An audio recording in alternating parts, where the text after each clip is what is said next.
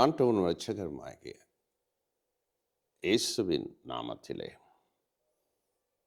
உங்கள் எல்லாருக்கும் என் வாழ்த்துக்களை தெரிவித்துக் கொள்கிறேன். ஏசாயா 60ஆம் அதிகாரம் 22வது வசனத்தின்படி, சின்னவன் ஆயிரமும் சிறியவன் பலத்த ஜாதியுமாவா, ஏற்ற காலத்திலே நான் தீவிரமாய் நடப்பிப்பேன். ஆண்டவர் சொல்லுகிறார், சின்னவன் ஆயிரமாக சிறியவன் பலத்த ஜாதியும். சின்னவன் little and small. Little small ரெண்டும் ஒன்று தானே. ஆனால் ஆவிக்குரிய அர்த்தத்தில் பார்த்தால்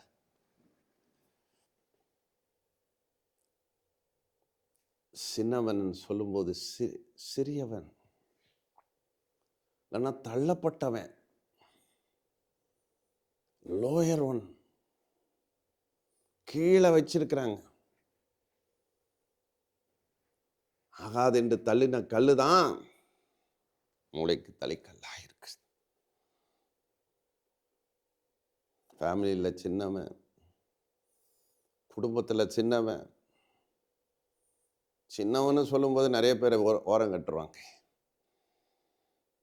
தாவீது குடும்பத்திலே சிறியவன்.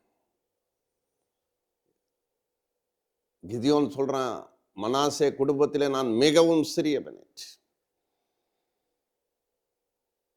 இன்றைக்கு சின்னவனை ஆயிரமாக, சிறியவனை பலத்த ஜாதியாக வைப்பார், பெரிய ஜாதி ஆக்குவார். ஆபிரகாம் ஒரு ஆண்டவர் அழைச்ச போதும் அவர் ரொம்ப சின்னவனா இருந்தார், சிறியவனா இருந்தார்.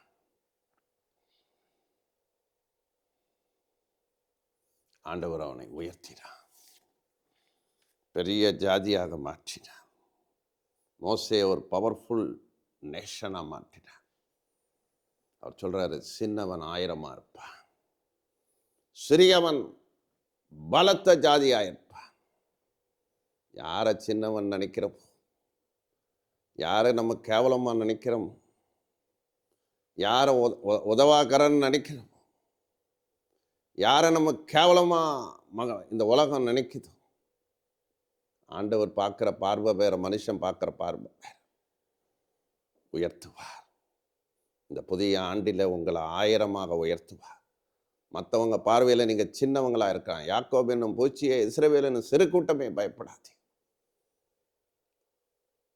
சின்னவனா இருக்கலாம், ஏழையா இருக்கலாம், அனாதைன்னு உங்களை தள்ளி இருக்கலாம், ஒன்றும் பணம் இல்லைன்னு சொல்லி உங்களை வெறுத்திருக்கலாம் மக்கள். சின்னவன் ஆயிரமும் சிறியவன், சிறியவன் சைஸில் சிறியவன், குடும்பத்தில் சிறியவன், வாழ்க்கையில் சிறியவன். ஒன்னத்தான் ஆண்டவர் பலத்த ஜாதியாக மாற்றுவாருங்க, பவர்ஃபுல் நேஷனாக மாற்றுவார். மோசையை மாற்றினார், மந்த நாவுள்ள மோசையை மாற்றினார், ஆபிரகாமை மாற்றினார், பெரிய ஜாதி ஆக்கினார். கிதியோன் அற்பமா எண்ணப்பட்டவன், பயந்தாங்கோழி, அவனை மாற்றினார். இன்னைக்கு உன்னையும் மாற்றுவா. வசனம் சொல்லுகிறது, ஏற்ற காலத்திலே நான் தீவிரமாய் நடப்பிப்பேன். ஏற்ற காலம்னா அவருடைய காலம் ஒன்று இருக்கு, உயர்த்துற காலம் இருக்குது. அது வரைக்கும் நம்ம பொறுமையாக இருப்போம், அடங்கியிருப்போம். ஏற்ற காலத்தில் உயர்த்துற வரைக்கும் அவருடைய பலத்தை கைக்குள்ள நம்ம அடங்கி இருக்கும் போது தீவிரமாக நடப்பார். சீக்கிரமாக அது நடக்கும். கடைசி காலத்தில் எல்லாரையும் கர்த்தரை எழுப்ப வல்லமை உடையவராக இருக்கிறேன். பங்காரப்பேட்டை என்ற இடத்துல ஊழியத்துக்கு நான் போன பொழுது ஒரு தீர்க்க தரிசனம் கொடுத்தார். இளம் போதர்களை நான் எழுப்புவேன், தீப்பொறி பிரசங்கி மார்களை நான் எழுப்புவேன் என்று. இன்றைக்கு உங்களையும் அப்படி மாற்றுவார்.